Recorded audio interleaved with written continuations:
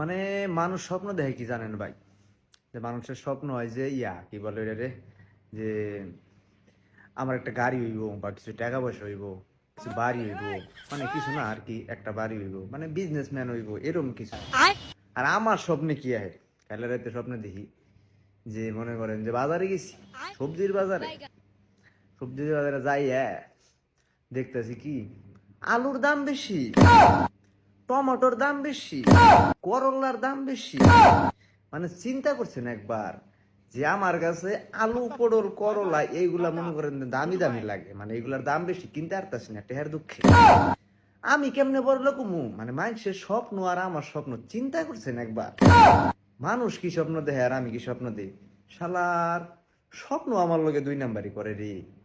মানে স্বপ্নেই বড় লোক হইতে পারতাছি না, বাস্তব জীবনে কেমনে হমু? বুঝেন না এই বিষয়টা?